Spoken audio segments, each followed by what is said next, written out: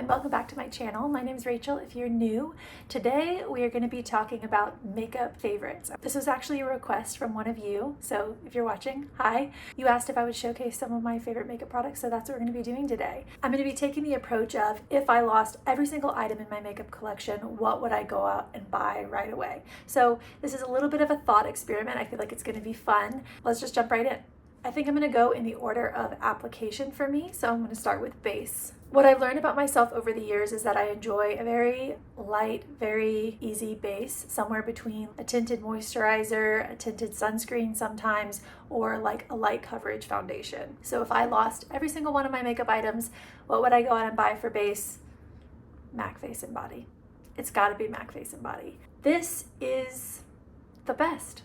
It's simply the best. I have not purchased the reformulation yet, so I can't speak to that. Whether it was reformulated or just repackaged, I'm not really sure on the details of that. If you have tried both, please let us know down below if there's a difference. I know that there were some differences that showed up in the shade range. Overall, everything I've heard is that it's generally the same. All I can speak to is the original formula, which is what I have here. I was able to snag a big bottle before they got rid of it entirely. So I'm still working through that. I have the shade in 1, and it is just this very watery, can you see? It's watery and viscous, but obviously not so viscous that it's like completely dripping down my hand right away. The application is so light, it just feels like water. And the idea is that you rub it between your fingers until it starts feeling tacky. And when it starts feeling tacky, that means that it's about to set, and then you start patting it, or at least that's what I do. I have done makeup for 4 weddings. I did makeup for my own wedding. I did all the bridesmaids for another friend's wedding. And then I've done 1, 2, 3 brides. 3 of my best friends. I did all of their bridal makeup. And I used MAC Face and Body on all of them. The appearance is incredibly skin-like. Incredibly skin-like. It leaves it slightly dewy, but not overly so. And once it sets down, it's not tacky on the skin.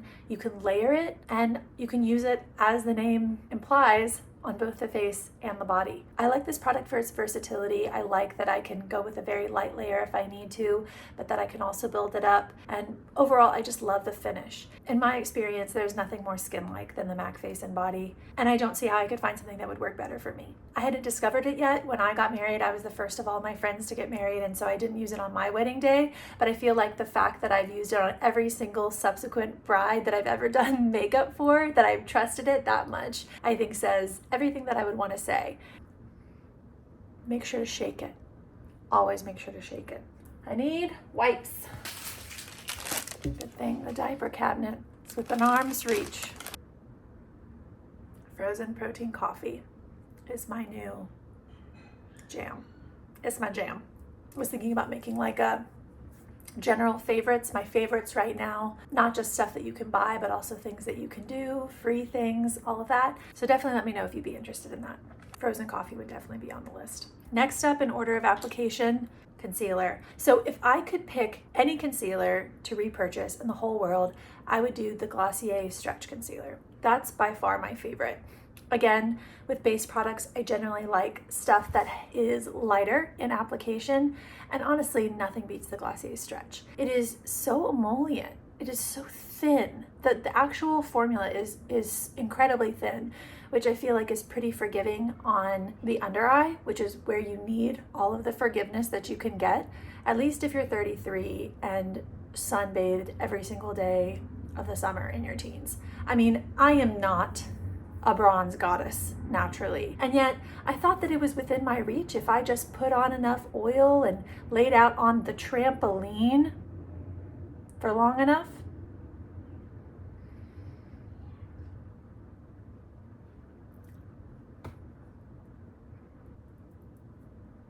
It shows. It shows.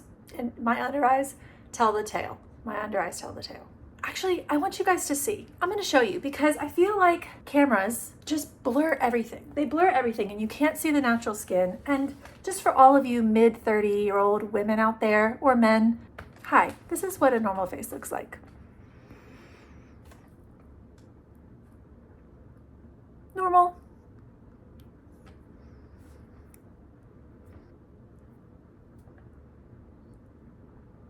also what you can't see. I've lived a life, you know? I've lived a life. Isn't that a good thing? Isn't that a precious thing? That's what a normal face looks like. I mean, you know, there are ranges of normal. It's all normal. But I just wanted to show my face, my real face, you know? I feel like the more we can have a broad range of different kinds of faces on the internet, the better, right?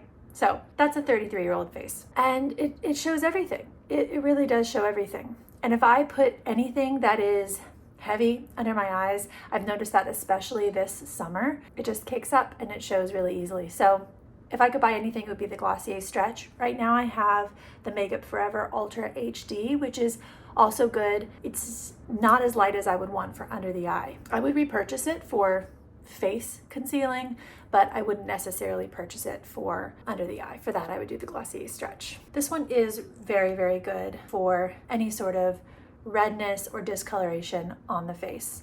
I'm just super particular, I think, about under the eyes, at least as of late. And this one's self-setting, which is also a benefit. I used this on my friend who got married this past fall. Definitely good for a slightly heavier coverage. I don't think that the Glossier Stretch would provide that much coverage, but this one definitely does. If I was repurchasing, if I had lost everything, I probably would initially get the Glossier Stretch because I feel like I would need that one first and maybe I could make do without this one.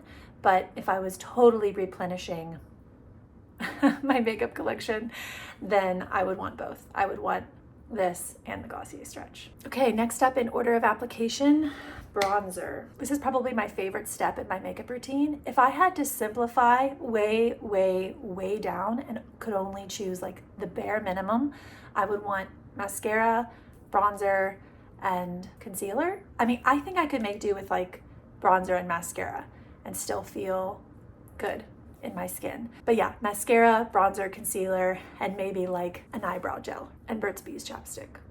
But the bronzer that I would repurchase is the RMS Buriti Bronzer. It's definitely beat up, loved on.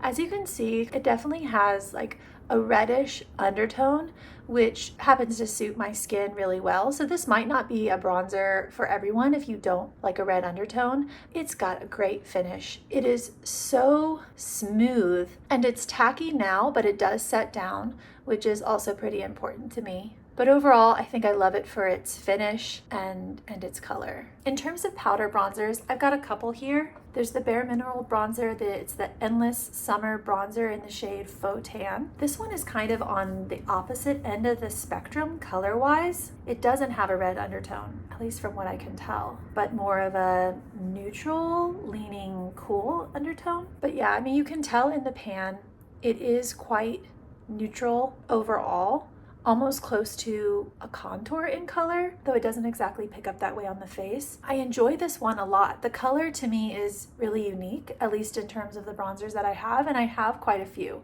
like over 10 bronzers. Bronzers is one of my favorite product categories. I've got a lot to work through, years and years of bronzer left. But if I were to lose everything, then I would definitely get the Buriti bronzer and I would get this Faux Tan BareMinerals one. They also have it in a loose powder formulation. I've never tried that one before, but I think that the other shade of this Warmth is like the GOAT, as they say, within the BareMinerals line. At least that's how I understand it. The loose powder Warmth bronzer has been around forever and people love it. But yeah, I love the Faux Tan one. Another bronzer that I just grabbed, which I also really love the finish of and which comes at a really nice price point, is the E.l.f. Primer-Infused bronzer in the shade Forever Sunkissed. This primer-infused formula, I haven't tried any of the blushes, though I have been tempted. I have definitely been tempted. It's so smooth. It's so smooth on the skin. I really, really love it.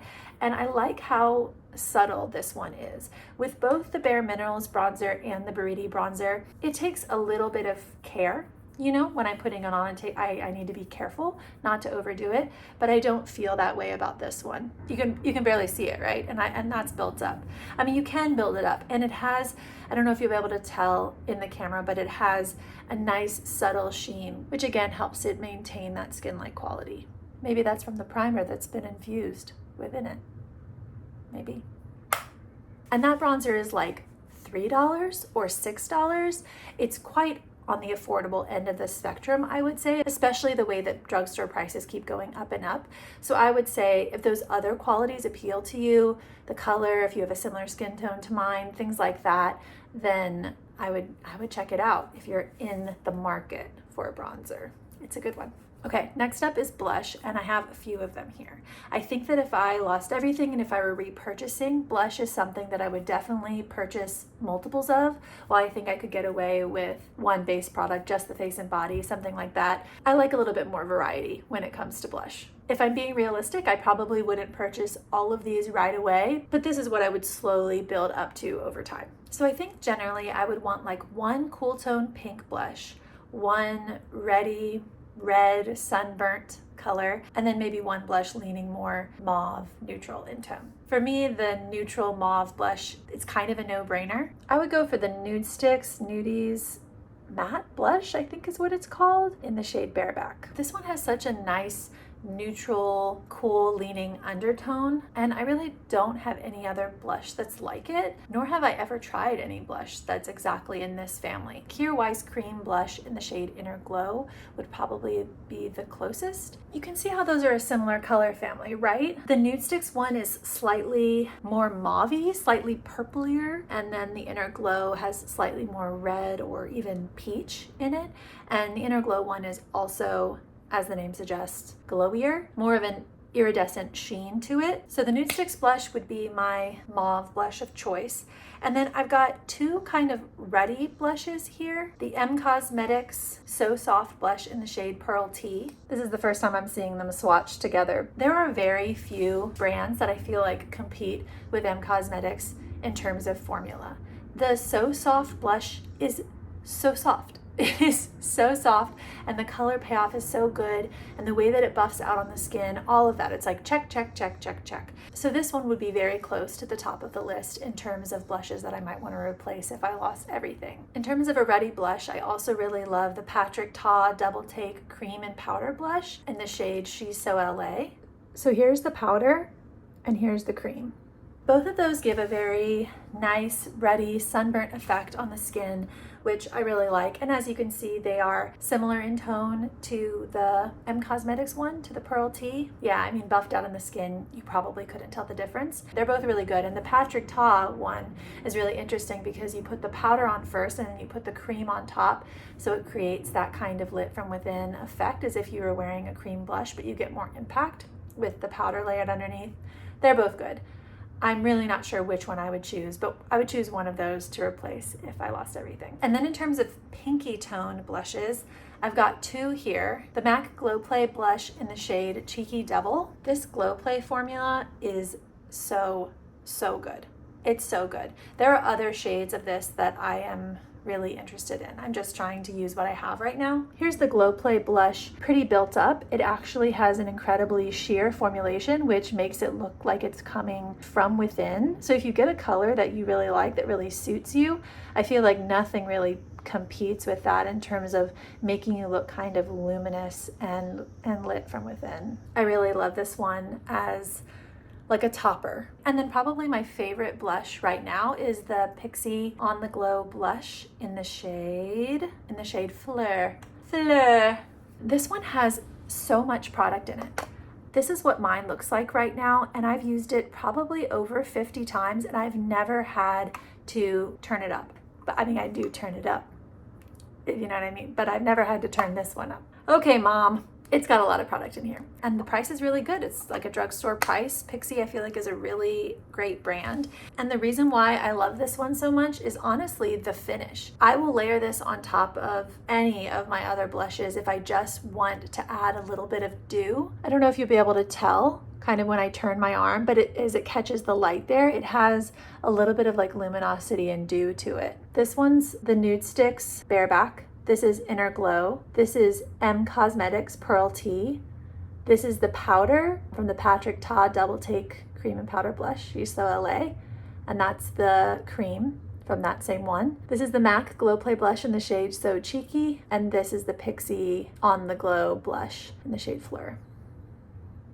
So something mauvey, something ruddy, and then something pink. Okay, next up in order of things, I would probably do powder. I don't know how y'all do the order of your makeup, but for me it's always base, then bronzer, blush, powder, then eyes, then lips.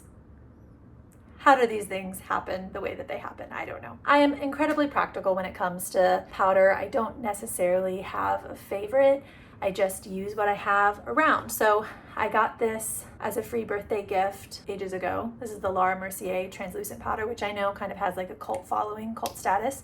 My favorite way of using this one, oh, what is the name? What is her name? It's a makeup artist on YouTube. I'll link her down below, but she had like a bridal makeup tutorial. She recommended pouring your loose powder into the palm of your hand to kind of warm it up.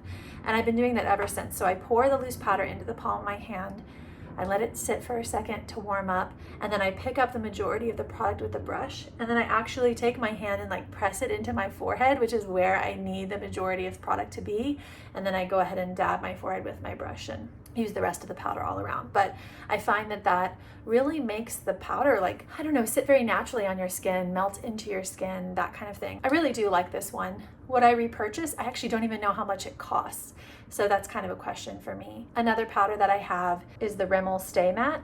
As you can see, the packaging is broken. It broke in shipping, so it's been broken forever. But just very simple translucent powder also works for me. So I think depending if I wanted to pick up a couple blushes and not wait, then maybe I would go for the more affordable powder. If I lost everything, I would just get whatever powder I wanted.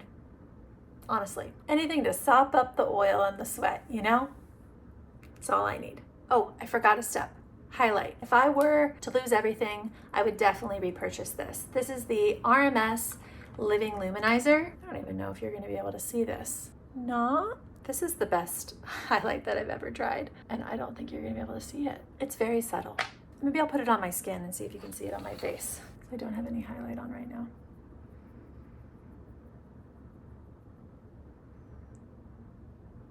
Wham, bam, thank you, ma'am. At first I was a sad mother who had not slept, and now, is that Venus coming out of her clamshell? It's good. It's good. It's good. I think it speaks for itself. Very similar to the RMS Buriti Bronzer. It's just a joy to use. It's so natural and light, and all the things that I've been saying about all the other products up till now apply to this. Creamy and easy and skin-like. I would definitely repurchase this one, and I can't think of a single other highlight that would apply to. I mean, maybe the iconic London Illuminator. Does this have a shade? This is just the original shade. This one, if you're wanting more of like a va-va-voom type of highlight, this would be what I would get. I mean, this one is there. This one, because it's a liquid highlight too, you can kind of mix it into any sort of base products if you really want an illuminated situation. So yeah, this would probably be like a runner-up and or something that I would purchase later on down the road after I had purchased all of my initial replacement products. Okay, next up I guess is eyebrows. I don't really have a favorite eyebrow product similar to powder.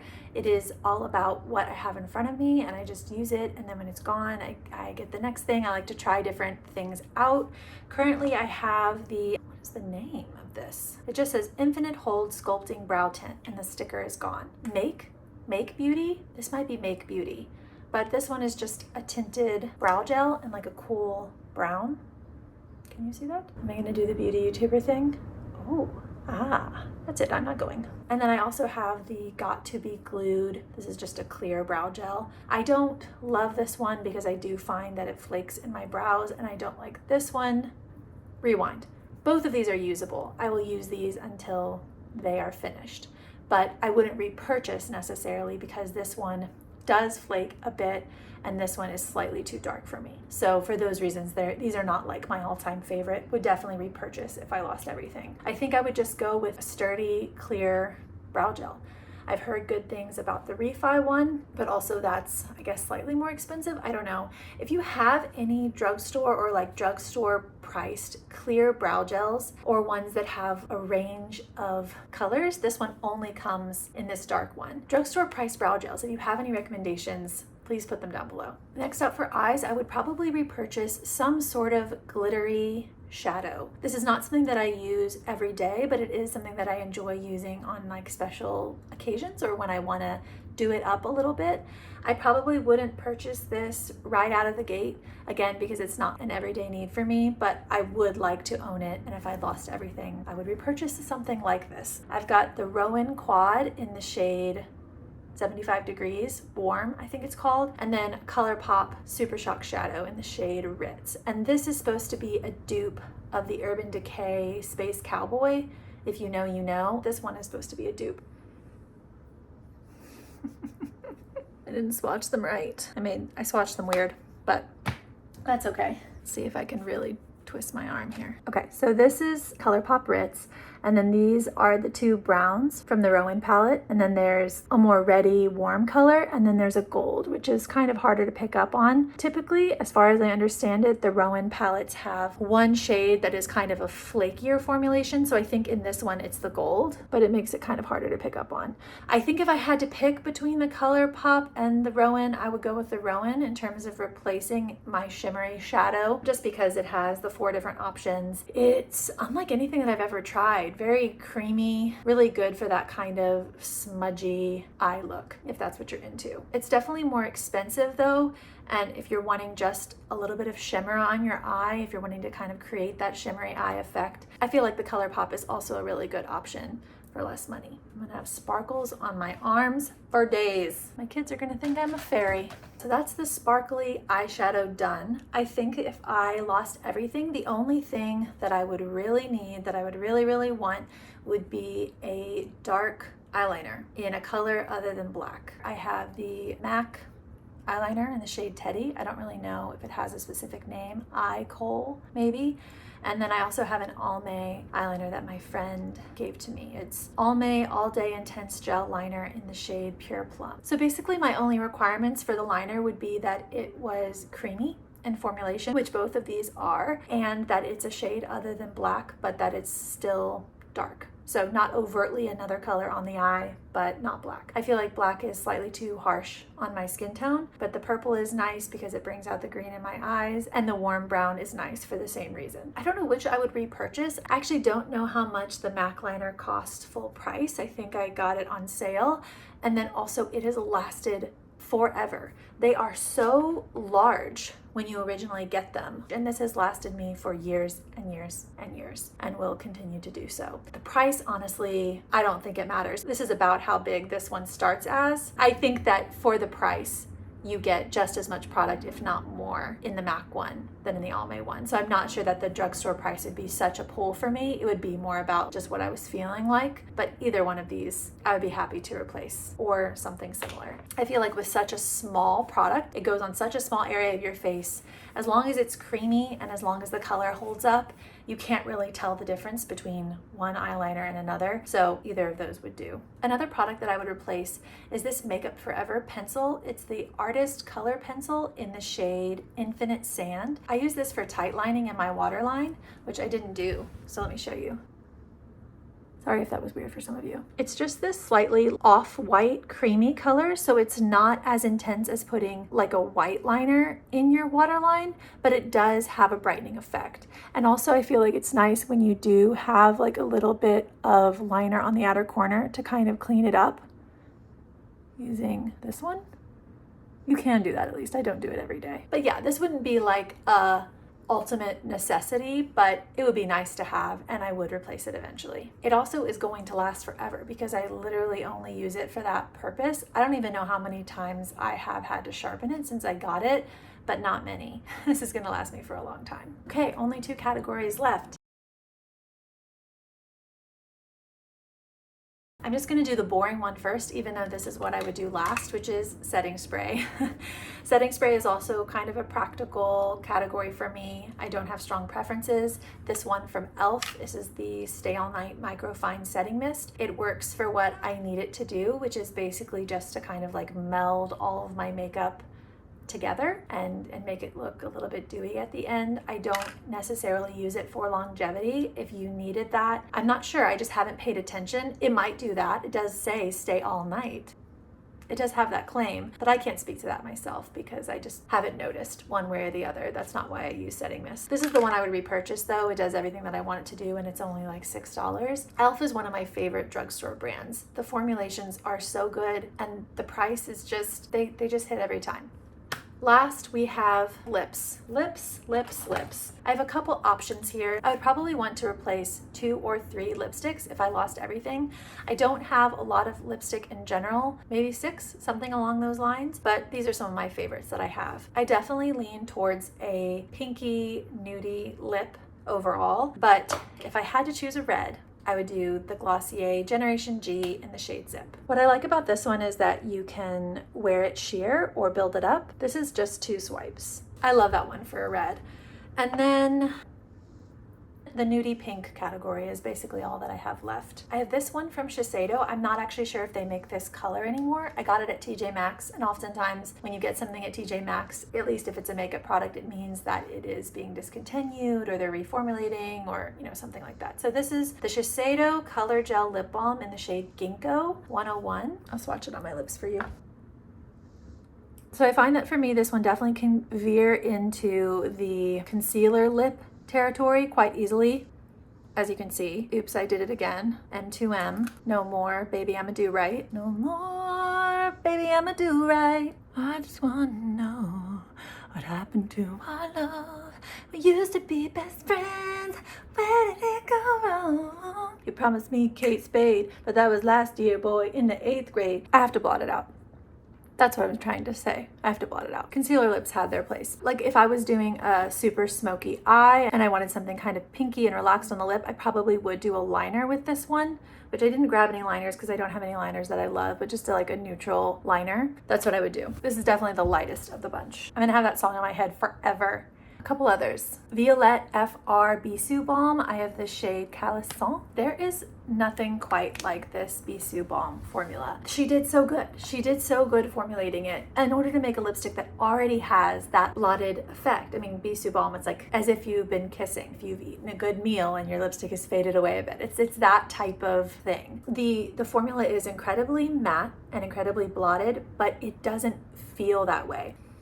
When I do that to my lips, it's smooth, it's moisturized. It's definitely not the way that a lot of matte lips feel when you do rub them together and you're like, that was a horrible sound, but you get the idea. It doesn't do that. It is creamy and moisturizing while also having a matte finish. And then the Tristan McAvoy, I don't know, Veil lip color in the shade Easy Nude. So this is definitely one of the pinkier formulations that I have, and I really love it. I also love to layer it with other things, and I like how creamy and light the formulation is as well. The finish is definitely giving what I want it to give. With both the Trish McAvoy one and then the next one, they are definitely more of a pretty penny. But for me, I feel like if I'm only gonna have 1 or 2 lipsticks, and they're gonna last me quite a long time because I don't use it that often, I'm comfortable with the price points of each of these. I feel like if I was someone who wore lipstick every day, maybe I would want them to be slightly less expensive than these ones are. For me, it's honestly the color with both of these that kind of tips me over the edge and makes me comfortable spending that amount of money on them. This one is Pat McGrath. This is my only Pat McGrath product that I've ever owned or tried. This is their Satin Allure lipstick in the shade Nude Venus. If I could only choose one lipstick out of all of them, including the red, I would choose this Pat McGrath one. The color is something that I have been looking for a long time. I've never found a neutral that I feel like suits me the way that I want it to, and this one definitely does that. If I could only pick one lipstick, this would be the one. And that's everything. Those are the products that I would repurchase if I happen to lose my entire makeup collection tomorrow. Those are the ones that I would hop out and buy the very next day, as well as a couple of things that maybe I would slowly add over the next year or so. You know, it's all hypothetical, but this has been such a fun thought experiment. I've really enjoyed doing it, talking through some of my favorites. I hope it has been entertaining and maybe helpful if you were considering purchasing some of these things. If you were not in the market for purchasing makeup and you happened to click on this video, I hope you don't feel like you have to go out and purchase these things in particular in order to be able to create a makeup look that you love. You really don't. And I learned this the hard way. I overspent so much in a lot of areas of makeup, and honestly, honestly, at the end of the day, this blush and this blush and this blush and this blush, the difference on the skin, it's infinitesimal and it wears away quite quickly. And most of the people out there at the grocery store and at your job, they're not going to know the difference. They're really not going to know the difference if you have this blush or this blush or this blush or this blush. You know, the variations between them and the way that they look on the skin is slight, and it's not worth overspending or maxing out your budget or anything like that in order to own them all. Just use what you have. That's what I would tell myself if I could go back. Just use what you have and love what you have, and once you finish something, then go out and buy the next thing. I would just tell myself to enjoy it. Your favorite thing is going to be the thing that you use all the time and not necessarily the newest thing that you purchase. I hope you had as much fun watching this video as I did making it. And if you did, I would love it if you would subscribe. If you're not subscribed and you've watched to the end, you like me. You like me. You do. You do. Let's be friends. Let's be friends. Subscribe and let's be friends, and I will try to make you laugh for all the days to come. I'm gonna go now. I'll see you in the next one.